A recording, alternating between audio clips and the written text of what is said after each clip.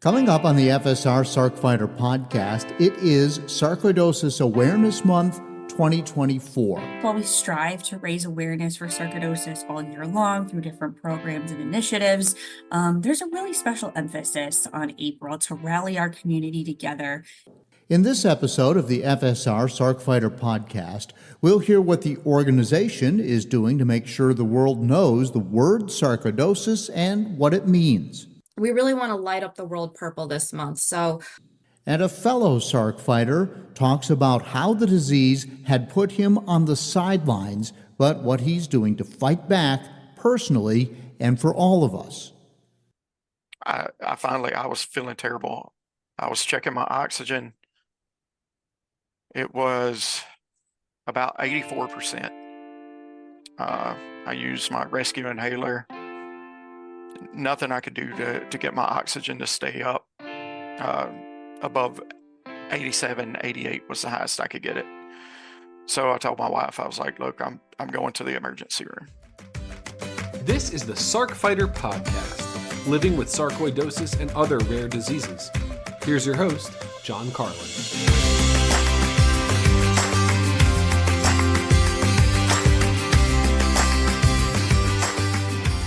Well, hello and welcome. This is episode 111 of the FSR Sarc Fighter podcast. I'm your host, John Carlin, and it is April of 2024, Sarcoidosis Awareness Month, as it is every April.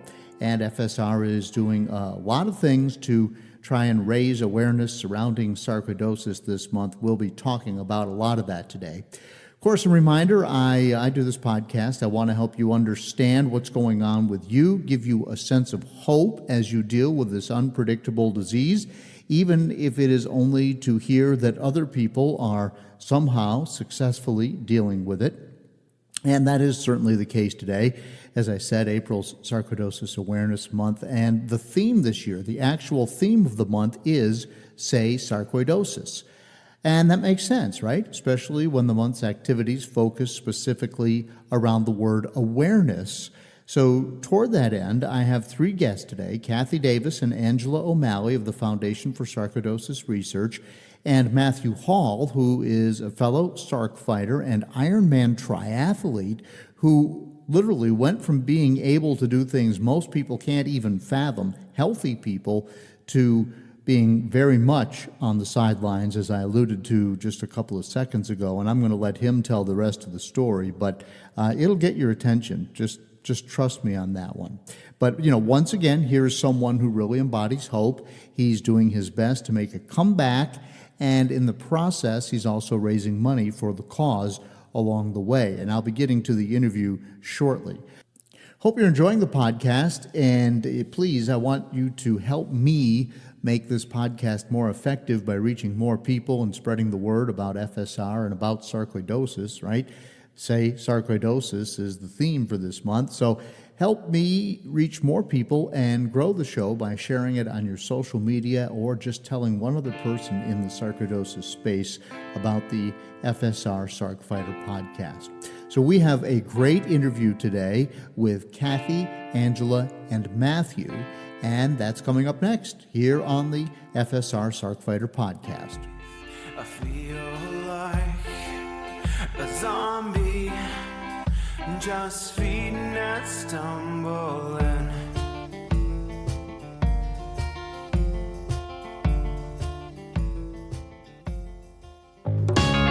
Hi, I hope you're enjoying the Sarc Fighter podcast. You may be wondering, what can I do to help? How can I be a part of the sarcoidosis solution? It's simple. Make a donation to KISS, Kick In to Stop Sarcoidosis. 100% of the money goes to the Foundation for Sarcoidosis Research. Look for a link in the show notes of the Sarc Fighter podcast. Welcome back to the FSR Sarc Fighter podcast. We have, again, a very special edition of the podcast today as we'll be talking about Sarcoidosis Awareness Month. And I want to first off start out with Angela O'Malley, who can talk a little bit about what Sarcoidosis Awareness Month is. Angela. Thank you so much, John. It's crazy that April Sarcoidosis Awareness Month is already upon us. Thank you for having us on today to talk about it because it's a really exciting time of the year for FSR and the sarcoidosis community. For those that may not know John or be new to the community, every April, FSR and the sarcoidosis community come together to celebrate Sarcoidosis Awareness Month. And of course, while we strive to raise awareness for sarcoidosis all year long through different programs and initiatives, there's a really special emphasis on April to rally our community together, amplify the voices, support the community through educational and support events, and make really an even greater difference for those who've been impacted by sarcoidosis during the month of April. Yeah, so it's every April is Sarcoidosis Awareness Month, and Every April. right? And like you said, I can't believe it's here already. So I want to bring in now Cathi Davis. Cathi, can you tell us a little bit more about the goals of the month? Like, what does FSR hope to accomplish? Yeah, absolutely, John. And again, thank you so much for having us here. All of us at FSR are really excited for Awareness Month because, as Angela said, it is a really important time to shine a spotlight on sarcoidosis. There's a lot of momentum happening this month thanks to the sarcoidosis community, with buildings being lit up purple, proclamations being made in local government, and people are being educated on how sarcoidosis has an impact on a person. So this year, I should mention that purple is the official color of FSR and sarcoidosis. yeah, that's correct. Yes. Yeah, that's the international color for sarcoidosis, which is why people like to light things up purple. So it's just a great time for that. And yeah, this year we really wanted to empower individuals who are impacted by sarcoidosis to speak up about their experience. And so we're really excited to share our theme for this year's Awareness Month, which is Say Sarcoidosis. As you know, sarcoidosis can be a tricky word to pronounce, and unfortunately, much of the population is unfamiliar with the term and what it may mean. So we listened to feedback from the community on how they often use terms or euphemisms like having a lung condition or a heart or skin condition, depending on what organs are impacted when they communicate their diagnosis. And so our goal is to put the name out there and encourage people who are impacted to say the word and tell their community and feel empowered to educate others on, what the actual word means. So the Say Sarcoidosis theme reminds us of the importance of speaking up about this often misunderstood condition.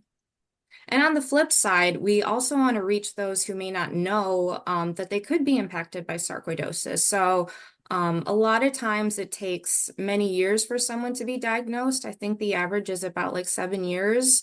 And it can come from like a lot of different exclusionary tests. So we want people to kind of be familiar, learn the symptoms, and feel empowered to ask their doctor if they're exhibiting any of these signs.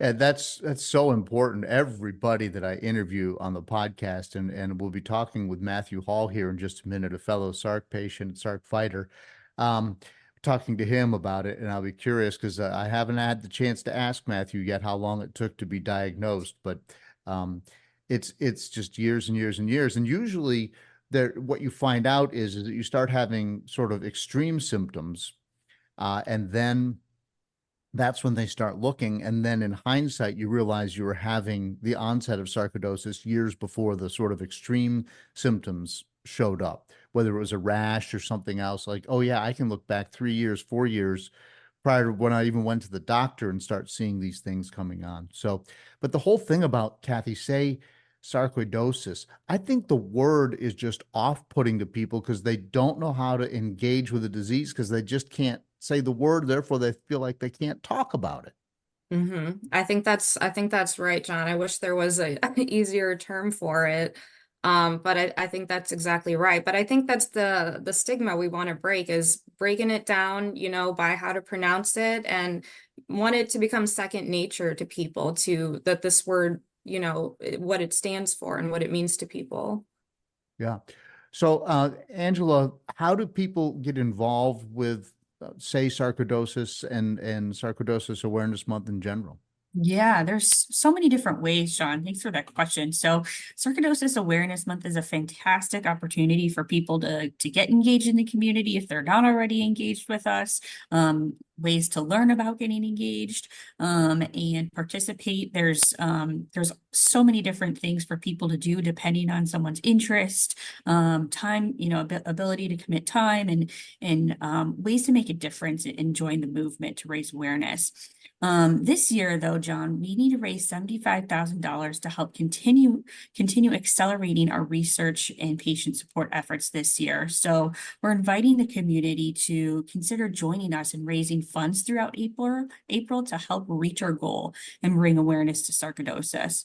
We're also very excited about an exclusive opportunity for folks who donate or fundraise at least $100 this year during April Sarcoidosis Awareness Month. And for those that do, they'll receive an exclusive Say Sarcoidosis pin, which is very exciting.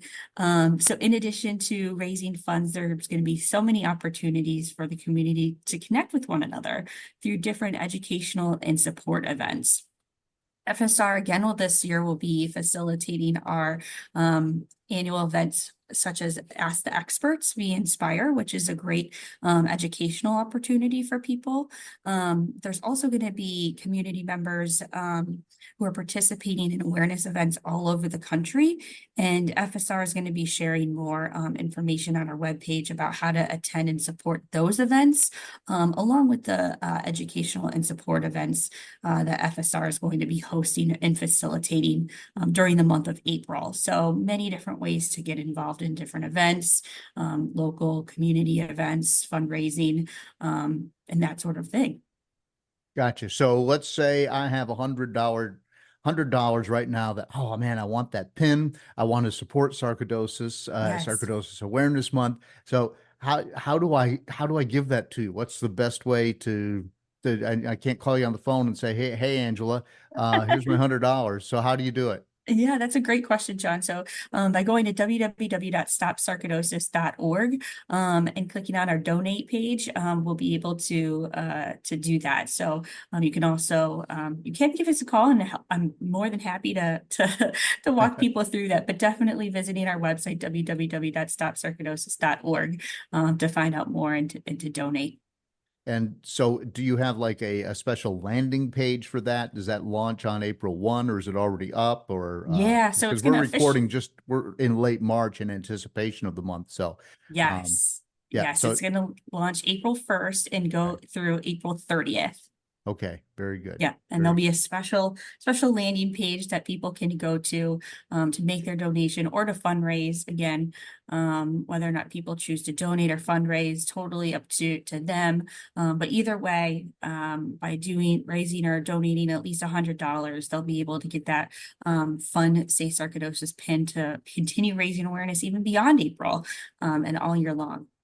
Gotcha. So yes, so this is good, and you want to raise $75,000 through this campaign. Yes. That's actually kind of a modest amount of money. I think you can do that. I think so too. The sarcoidosis community, when coming together, is pretty powerful, John. And we've seen some really great people come together, generous folks as well, support the mission and want to make a difference. So we're really grateful for all those people who have done so in the past and will continue to do so this year as well. Awesome. And Cathi, let's just talk about spreading the word about Say Sarcoidosis. Part of this is about fundraising, but a big part of it is just awareness. And I really want to give you guys kudos for coming up with Say Sarcoidosis.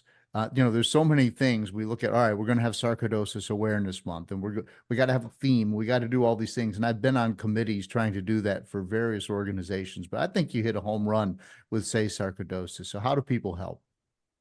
Yeah, so social media is a really great tool that almost everyone can utilize. Most people are on some sort of social media.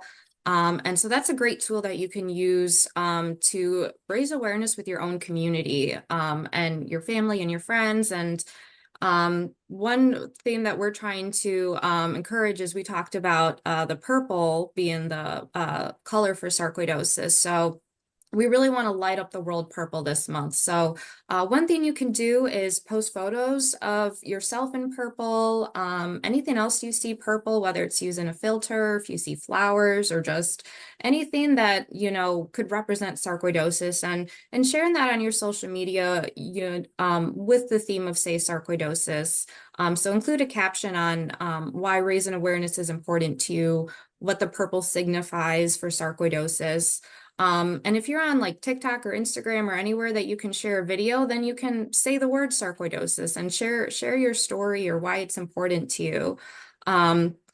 To help draw attention to this this movement and make it go viral, it's really important to use like hashtags. So, hashtag say sarcoidosis, hashtag sarcoidosis awareness.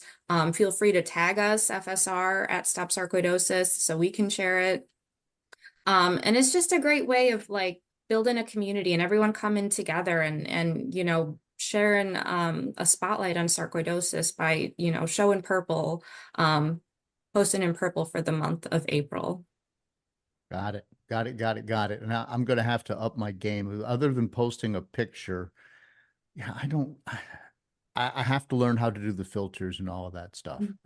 And I think I'm too old to do TikTok. I don't know. But you'd be surprised. TikTok is a great resource. There's actually a ton of sarcoidosis people sharing their stories on TikTok. It's a great resource.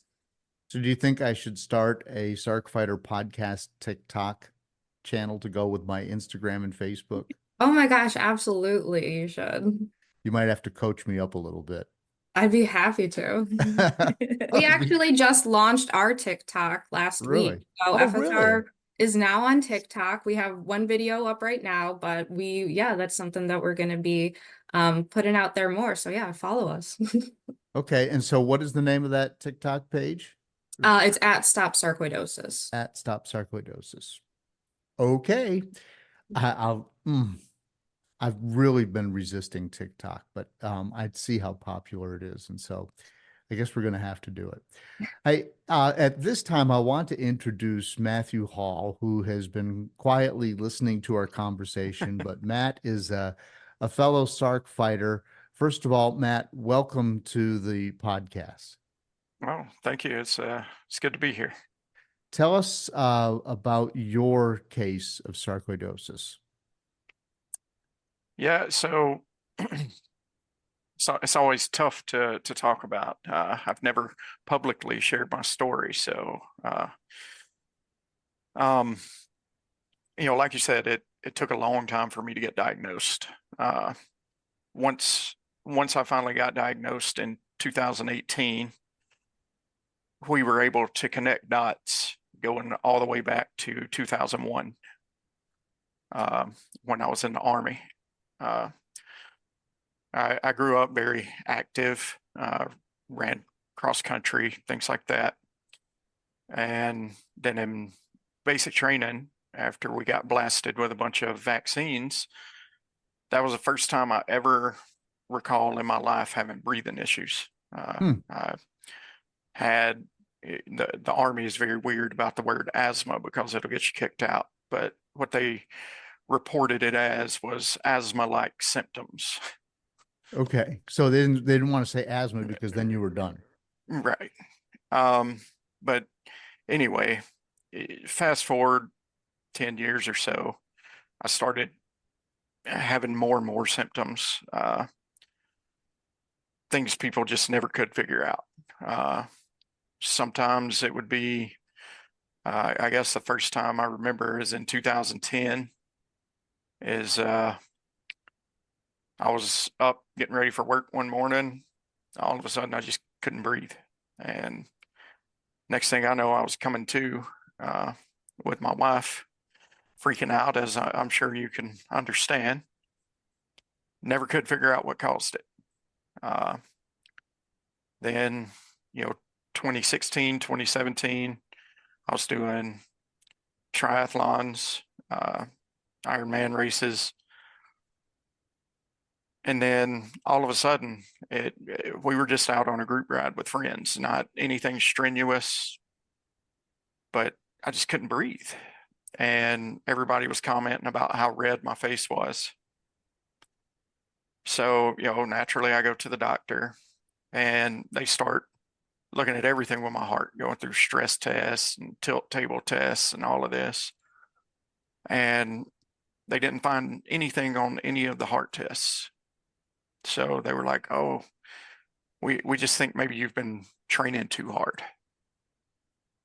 So they sent me back out.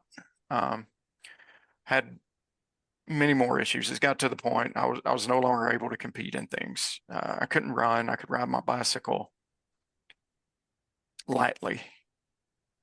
And then in 2018, I was on a business trip where I got some kind of stomach virus or something. And on the way back, when I landed in Atlanta, I was walking through the airport, just felt really lightheaded, just didn't feel well at all. Thought I was going to pass out in the airport. I managed to make it to my truck, sat there for a minute with the air conditioner on,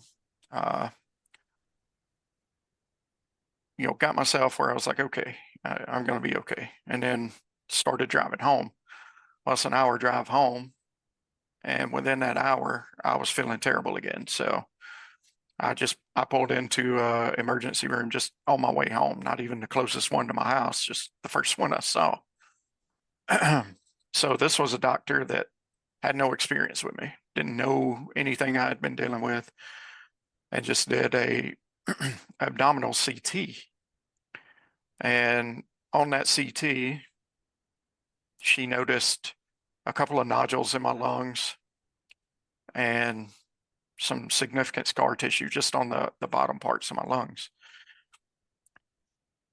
And, she immediately says, you need to follow up with your primary care, immediately. Just tell them what I've said here and tell them you need to get in as soon as possible. So when I told my primary care that, they reacted with more haste than they had any of my issues going forward. They scheduled a chest CT, and when we got the results from that was probably one of the scariest days I can remember.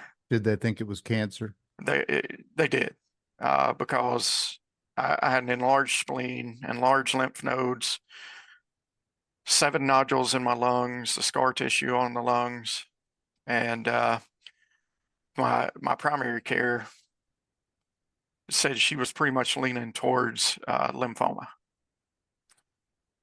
So wow. She made an appointment with a pulmonologist, and within a week I was in for a biopsy, and that's when they found the granulomas. And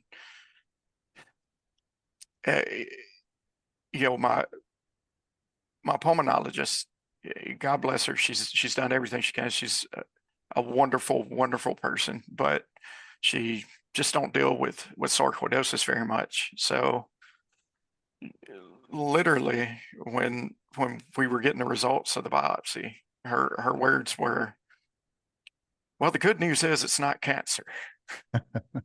Yeah. People have heard that before, right? Yes. And unfortunately, a lot of people that get diagnosed with sarcoidosis hear the same thing. Well, at least it's not cancer. And, while I don't disagree that cancer is a terrible, terrible disease and it's affected so many lives, sarcoidosis doesn't get the exposure that cancer does. So everybody just, they automatically equate that with being less severe, because they feel like, oh, if this was as bad as cancer, I would have definitely heard about it before now. And that's just not the case. So once I was diagnosed, I mean, obviously anybody that's ever been diagnosed with sarcoidosis knows you immediately get blasted with steroids. And for about a month, you feel like Superman, right? Because all of a sudden everything that's been bothering you is starting to feel better. But then after that month, you had the blood sugar issues, the water retention, the weight gain, just every negative thing that goes along with steroids. And I continued on that path from May of 2018 until October of 21 is when things really started changing in my journey. Everybody's familiar with the debates that went on with COVID and the vaccines and all of this. And don't get me wrong, I'm not a person that's going to say, oh, nobody should get a vaccine, because that's an oversimplification. But with sarcoidosis being an autoimmune disorder, I was very conflicted over whether it was the right thing for me. At the end of the day, my pulmonologist said, I don't think there's a lot of risk in it. Come to find out, that was not accurate. I had the normal side effects of the vaccine, and after a week or two, those went away. But then I started getting sick. Just Right. Which vaccine do you get? Did you remember? I got the Johnson. Okay.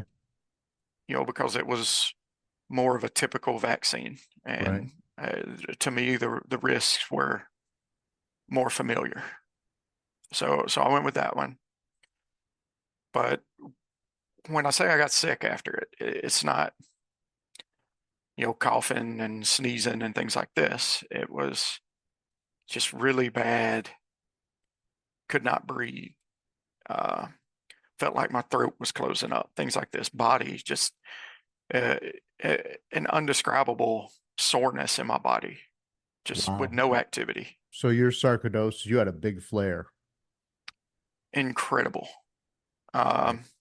Basically I think it was October 16th of 21. It was a Friday night.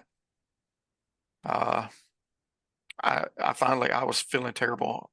I was checking my oxygen. It was about 84%. I used my rescue inhaler. Nothing I could do to get my oxygen to stay up. Above 87, 88 was the highest I could get it. So I told my wife, I was like, look, I'm going to the emergency room. And my wife, because, she's used to me struggling through these things, was, her immediate question was like, okay, but what's different?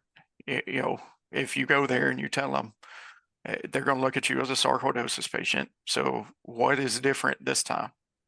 And I was like, I feel like something is sitting on my chest. I cannot breathe. My oxygen level it's terrible. So I went to the hospital, told them all that. Their machines said the same thing I was saying. Oxygen 87, 88%. Did a bunch of blood work. Come to find out, this sarcoidosis flare it had wrecked everything. My lactic acid, which anybody that's ever been athletic or anything, they understand that lactic acid is what makes your muscles sore. It hurts. It hurts big time, for sure. And a critical level of lactic acid is anything above 4 is critical. And I forget what they measure it in. I can't remember the unit, but anything above 4 is critical. And mine was at 6.2. Whew. Wow. And Yeah. that was like over your whole body or in your chest or abdomen? That was, that's in the blood. So I had that lactic acid was just everywhere. So, I mean, my sides, like my rib cage, incredible soreness there. My legs were painfully swollen, and So, Yeah, I mean, what do you do about that? Like yeah, I've experienced that, like you said, athletically running a marathon or whatever, but what you do is you stop running and then it goes away. But you were doing nothing and had it. So what is the correct. solution? They blasted me with an obscene amount of steroids IV? and yes, and fluids, trying to flush it out of my system. Yep. Uh, Also antibiotic for any infection that could be. So I was in the hospital for 5 days. On about the third day, I told the nurse, because they had it on my door, that I was supposed to call for help to go to the bathroom. I wasn't supposed to get out of bed. I asked the nurse, I'm like, I'm typically, I prefer to be active. Can I walk down the hall? Can I do something? And she's like, no, absolutely not. Hmm. And, me just, I don't want to say I was cocky about it, but ignorant, I guess is the right word. I'm like, well, you don't understand. I can't just lay here in a bed. And her response resonated with me more than anything anybody's ever told me. She was on her way out and turned around and looked me just dead in the eye and said, I understand that, but right now, our main concern is keeping you alive. And I guess Oh, that's the point that it really registered to me that, hey, I'm in real trouble here. I can't even get up and walk around because they're worried about me potentially dying. And wow. I didn't share that with my wife when she came to visit me because I didn't want her freaking out. I told her later, of course. But anyway, that was a very sobering experience. And after that, my local pulmonologist said, I don't know what to do. She was like, we live in Georgia, in Rome, which is very western side of Georgia. And she was like, there's a sarcoidosis clinic at UAB in Alabama. Would that be too far for you? And I I told her at the time that she could have told me it was in Wisconsin and it wouldn't have been too far. There you go. But I was familiar with the sarcoidosis clinic because I had attended 3 separate patient conferences prior to COVID when they were in person. I went to one in St. Louis. I went to one in Durham, North Carolina, and one in Birmingham. So, the sarcoidosis clinic there is ran by Dr. Barney, Mm-hmm. and he was one of the speakers at the one in Birmingham. So it was funny. My first visit to the clinic, we saw one of the other doctors, not Dr. Barney, and my wife was very deflated, I guess, because she's definitely a fan of Dr. Barney. And so when we're talking to Dr. Lalani, she's like, oh, so we're not going to get to meet Dr. Barney today? And he's like, well, I could bring him in if you want me to. So literally my wife got him to bring Dr. Barney in so she could meet him and have this very fangirl moment. Wow. Well, that's nice. Yeah. So, and don't get me wrong, love all the doctors that I've seen there, the nurse practitioners, everybody at that clinic is great. And, they started immediately trying different treatments than what my local one had done. Everything from Plaquenil to methotrexate. And then we ended up in 2022, September, putting me on CellCept, which some sarcoidosis patients may have been on it, some hadn't. Mm-hmm. Anybody that's not aware, it's an immune suppressant commonly given to transplant recipients for anti-rejection. And that's the point in my story where things finally start to change for me. It took a couple of months. You know, it's not you swallow a pill and later that afternoon you're like, hey, let's go ride a bicycle. Wow. But you know, it took a couple of months, but by December, I was feeling better. And in January, the company I work for, they do a fitness challenge every year. It's a 10-week challenge, weight loss and activity. So you get 1 point per day that you have 45 minutes of activity, and then they track weight loss, and they calculate that by percentage of body weight loss. And I was like, you know what? I think I'm going to sign up for it. I feel pretty good. You know, I'm on the CellCept. They're going to take me off the steroids. Maybe I can, you know, at this point I was 240 pounds. I was like, you know, maybe I How can. tall are you? 5'10". 5'10", 240. Okay. Yeah. So if for reference, when I was racing in 2017, early 2018, or no, 2016 and early 2017, I was between 185 and 190 pounds.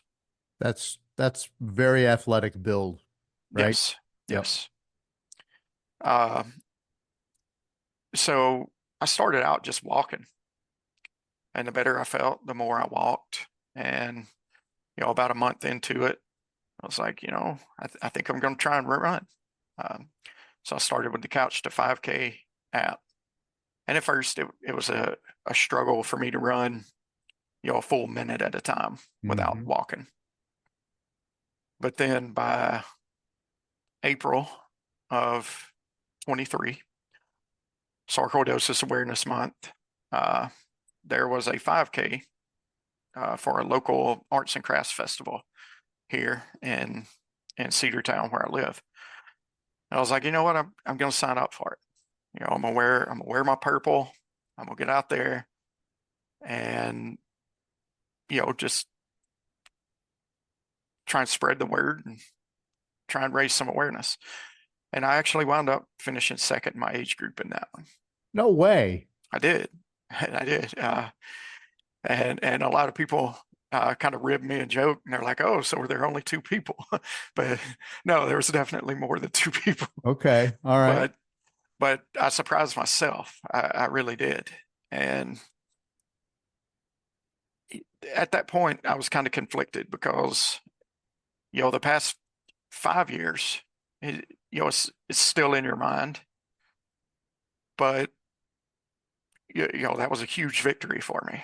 And I was thinking, what reason do I have not to figure out what is possible? So what's next? What are you going to, I mean, so you did the 5K, you're a former Ironman guy. Were you doing full Ironmans? I did one full Ironman So in you 2016. swam, so people don't know what that is. You swam 2.2 miles, 2.4. 2.4, and then you got on your bike and you rode 112 12. miles, and then you ran a marathon, That's correct. 26.2 miles. That's correct. And you did that all in a day. Yes. And 13 hours. 13 hours of just constantly. So that was you pre-sarcoidosis, Well, or maybe during pre, sarcoidosis, pre-diagnosis. yes, Right? pre major symptoms. Gotcha. And so now you're back to walking. You've completed a 5K. Is there another Ironman in your future? I mean, you feeling that good, or Well, is that a dream? well, I decided to test myself. Really? And September of last year, it's really the last month that you want to do any kind of triathlon because it gets cold after Cold. that. It does.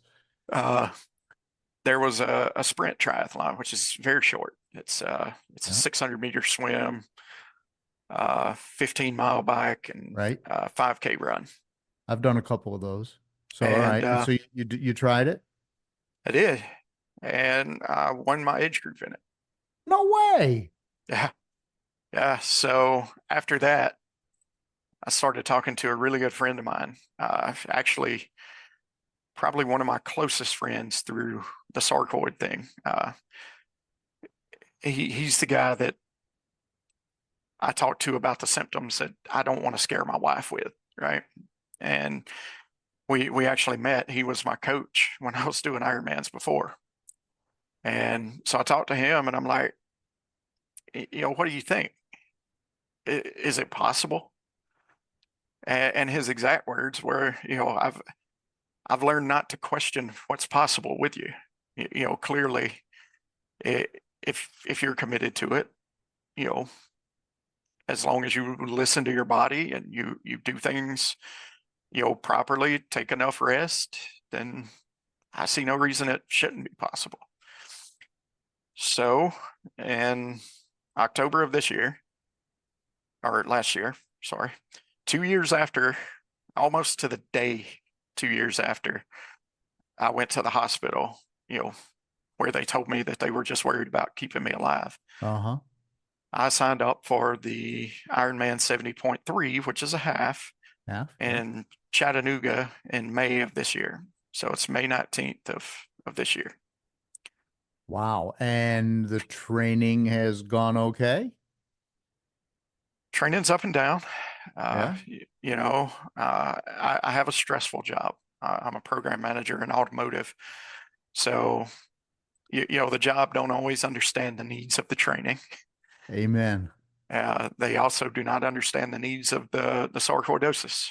Right. So, I've trained when I can. One area I'm concerned about is swimming. You got to swim 1.1 miles. 1.2. I keep And getting the swim wrong. Okay. Yeah. 1.2. and it's scary to me because that's the only event that if I have a breathing episode, it could go very poorly for me. Yeah. You can drown. Yes. I mean, they've got a lot of support out there, And you're in open water. You're in a lake. You're not in a pool. well, this is actually in the Tennessee River in Chattanooga. Okay. So luckily, you're swimming downriver. Downstream. So That's good. yeah. So Good. that helps you, but it scares me. I'm not gonna lie. I'm very nervous about it. So, but then everything was going well till I got the flu a couple of weeks ago, and it caused a sarcoidosis flare. And anybody with sarcoidosis knows what it's like when you start seeing those symptoms flare up, and immediately your mind just keys in on it, and it's like, well, I know where I'm going. Yeah. And it's an exercise in mental toughness to talk to yourself and say, just because that's where it went before, that don't mean that's where this is going to end up. Right. And I'll be honest with you, the toughest struggle for the sarcoidosis, I mean, the breathing, the pain, the fatigue, it's all terrible. But the fear of going back to that is almost as bad as being there, right? A lot of people really don't talk too much about the sorry. They don't talk about the mental aspect of sarcoidosis. Mm-hmm. Yeah. You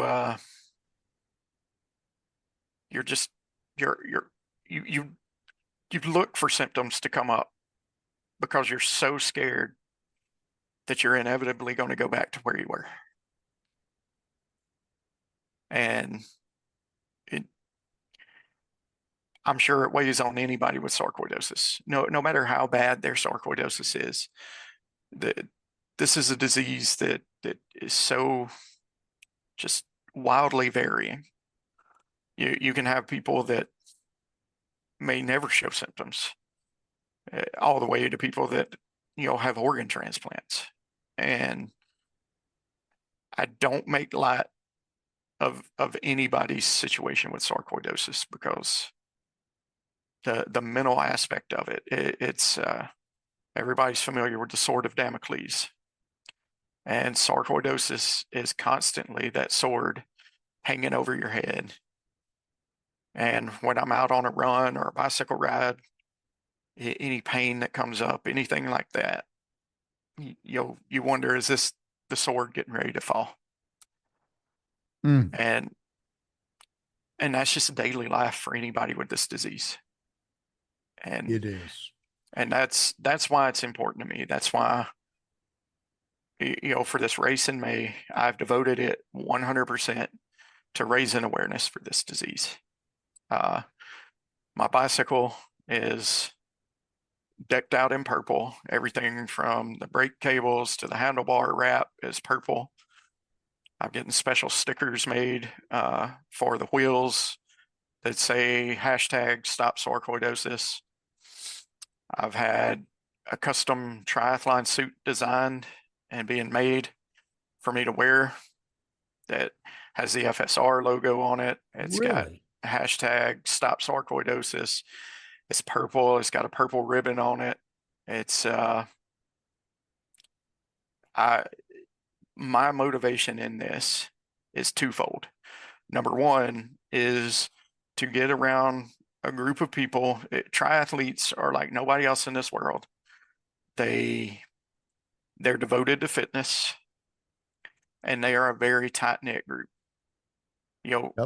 It don't matter if you run a sprint triathlon or a full Ironman. People are going to be at the finish line ready to, just fall on your neck, hug you, and tell you good job. They encourage you to the next one. Just a great group of people. And I have no doubt that the more awareness I can raise in that group of people, the more they're going to help spread it. Do you think you can finish? I think the correct answer to that would be I wouldn't have signed up if I didn't think I could finish. If you didn't, but I mean, now you're 6 weeks out as we're speaking. So, and you said It's you're tough. training and your job and you've had a flare and all those things. I've been where you are with respect to various athletic pursuits. I've never, well, I did do a version of a half Ironman, except you canoed instead, and it was 12 miles in a canoe instead of the swim, because Yeah, I'm a lousy swimmer. But so I me kind too. of know what you're doing. But 6 weeks out, you still feel confident? I know I can cover the distance. Okay. There is a time limit. So you got to That get in before the time limit. that's it's 8.5 hours. Okay. So if you Right. get out of the water, if you get out of the swim, then you can ride your bike. And if you have to, you can walk the half marathon at the end, or as much of it as you want, as long as you Correct. get in under the time limit. My plan right now is an hour for the swim, 3 for the bike, 3 for the run. Okay. The week I had the flu, I did a half marathon. That was March 6th. Okay. And you did So that with the flu? Monday of that week, I had a fever of 102.6, Ugh. which I got chastised by my doctor at the Sarcoid clinic. Oh, really? Yeah, because I waited until my fever got to that to call them and tell them, hey, I got a fever. I didn't realize that the threshold for what is a fever is different for somebody that's immune suppressed. Immune suppressed, right? And Yep. I was supposed to call them if it got above 99.7. So, Oops. yeah. And then Oops. you didn't tell your doctor you were going to go run a half marathon? No, they knew. I mean, Oh, I've they been, knew. Okay. All right. and they told me that, we're going to get you on the steroids. Well, if you feel like it, do it. If you don't. So how long did it take you to finish your 13.1 miles? Almost dead on 3 hours. Wow. So What is your PR in a half marathon? Personal record. yeah, I know. Oh, I was just for I- listeners who probably don't know. Yeah, I measure that. I have 2 different metrics. Okay. I have the pre-sarcoidosis Sure. and post-sarcoidosis. Pre-sarcoidosis, I did it in right at 2 flat. Okay. Gotcha. Uh, So it's like a 30% decrease in yeah, your ability. yeah, Well, but you're still doing it. That's the important thing. I So am. what do you think about this whole campaign to say sarcoidosis? How important is that? It's crazy important. And that's the second part of why I want to do this Ironman, because I want to tell all the other people with sarcoidosis, don't take the easy way when somebody asks, oh, what do you have? And say, oh, I've got lung disease. It's quicker. Believe me, I get it. You start explaining to somebody what sarcoidosis is, that's a 30-minute conversation, just easy. Yep. And I want people to know that, as it stands right now, there's no cure for sarcoidosis. It's not something that's going to go away. But just like anything else that's a part of you, embrace that. Not saying be proud of it, but don't be ashamed of it. Mm-hmm. Tell right. people, I have sarcoidosis. That's right. And push yourself to find out. I'm not advocating for people with sarcoidosis to sign up for Ironman events. I want to put that out there. That's my disclaimer.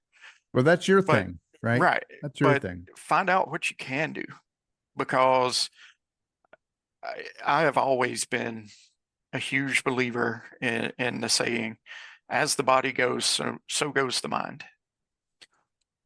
And if you have a disease that creates mental stress from nothing, you really can't afford to let failing health add to that. Get out and walk a lap around the house, something, it starts different places for everybody. Yep.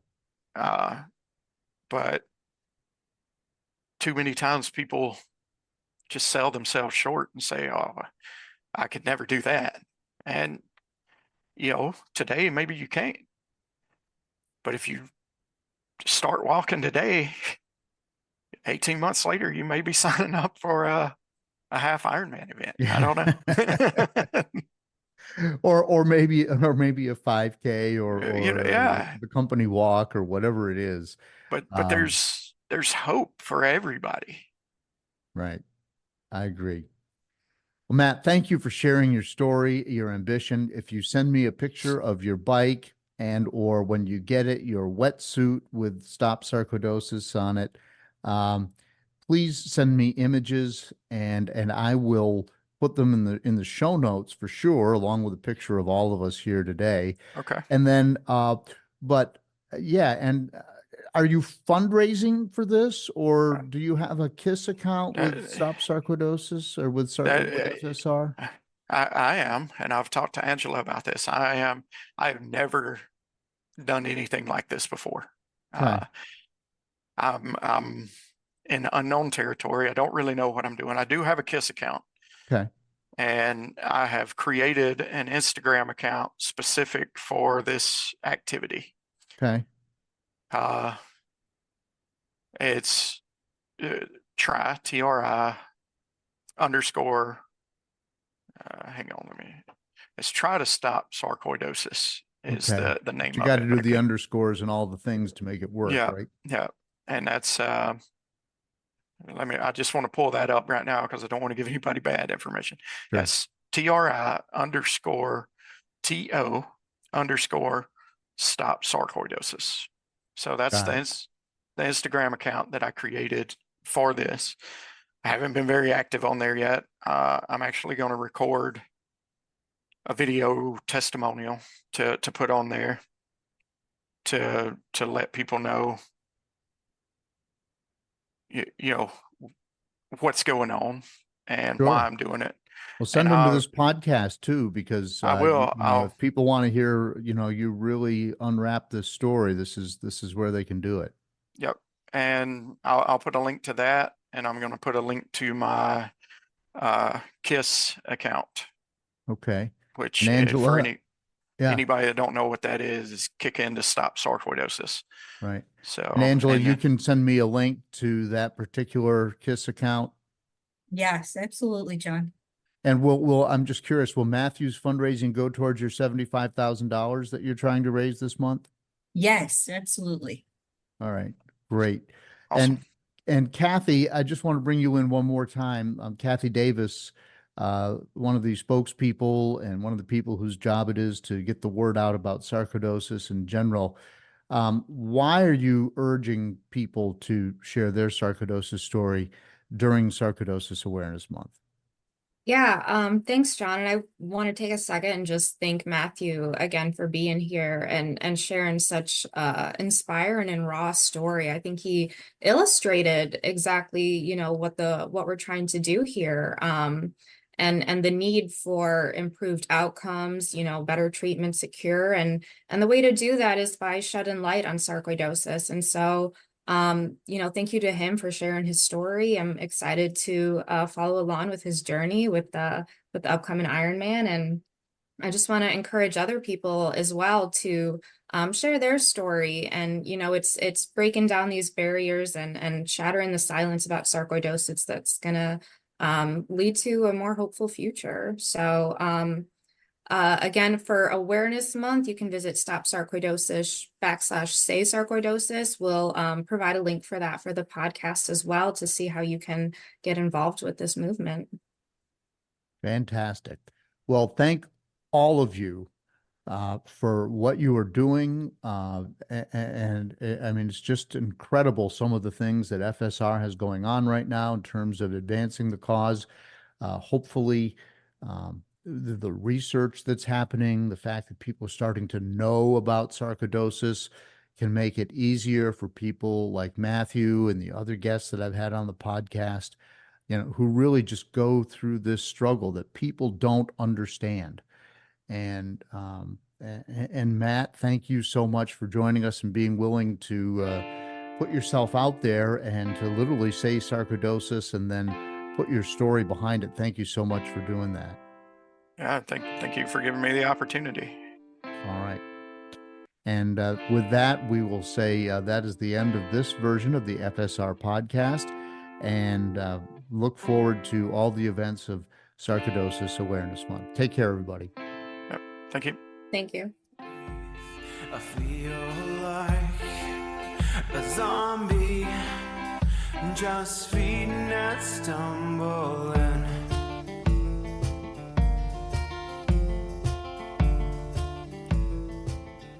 All right, thanks to Mathew for sharing his story. It's one I can certainly relate to as a runner and a cyclist, a person who kind of enjoys a good endorphin fix from a hard workout. And I know that when sarcoidosis entered my life and made it more difficult to find those opportunities, it really was a setback. It changed my life considerably. And as you've heard me say many times, I still have trouble running, and it's, you know, as you get older and sarcoidosis wears on your body a little bit, it gets harder and harder to work out. But I'm still out there riding my bike, and I can still do it. But it's not about me; it's about Mathew today. And all I'm saying is that I can relate to what he is dealing with.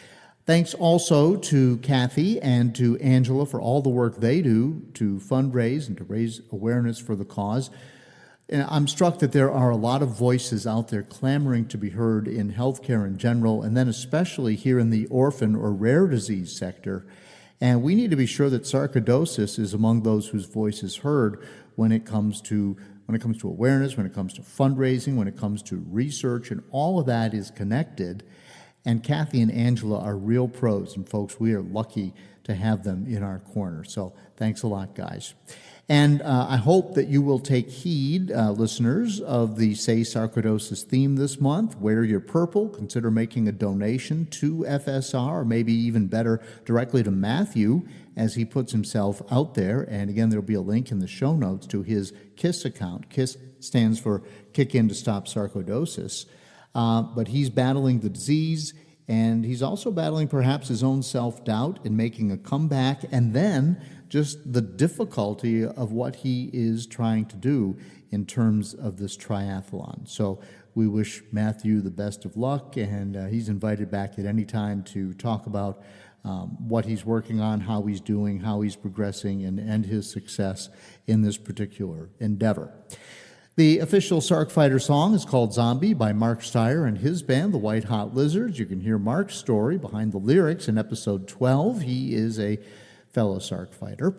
The Sarc Fighter podcast comes out every other Monday. As I'm speaking today, neither of my trusty dogs, Dougal nor Shandy, are curled up in my office. Once again, it's because my wife Mary is home, and I'm just going to go with they like her office better than mine. And it's not about liking her better than me. It's all about the office, right?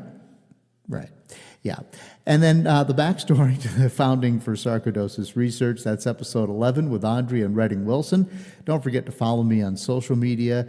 Look, just search Sarc Fighter on Facebook, on Instagram. I'm on Peloton as Sarc Fighter.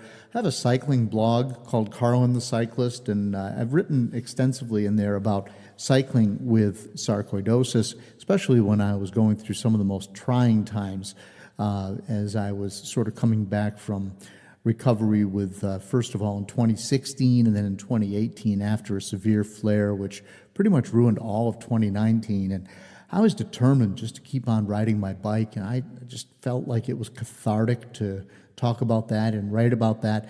And I still do some, but even if you're just a cyclist or you just want to hear what's going on in my life, check out Carlin the Cyclist. And you can just Google that and it'll come up, and it's a blog. And there are some vlogs in there as well with some little video sections.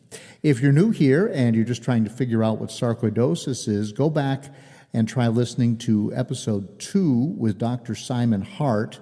And my story is episode 1. And I have heard that maybe, I think it's Apple Podcasts or Spotify, one or the other, you can't go back to the original episodes. I don't know what's going on with that, and I don't think I have any control over it. I mentioned it once before, but I have checked, and this podcast is hosted by a program called Podbean, and if you go back and you search the Podbean version, you will find that those episodes are still there and you can still listen to them. It may be just a little bit more difficult than going through the app that you normally have on your phone, but Podbean does have an app and you can just add that. I've got a little folder on my iPhone with all the different podcast apps that I use and try and kind of play around with, and Podbean is one of them. And if you use that, you can go all the way back to episode 1. So try checking out Podbean if you want to hear my story, episode 1, or Sarcoidosis 101 with Dr. Simon Hart, where we just kind of learn all about what's going on in your body with sarcoidosis. And we took a full hour to sort of break it down and talk about it. So that is one of the most listened to episodes, and I think you might enjoy it. And if you want to contact me, and a lot of people do, please send me an email. It's carlinagency@gmail.com, and there is a link in the show notes. And until next time, keep fighting. Learn to suffer, you feel pain someday. Learn endurance, your strength will fade away. Dead man walking, trying to keep up the pace. Dead man walking,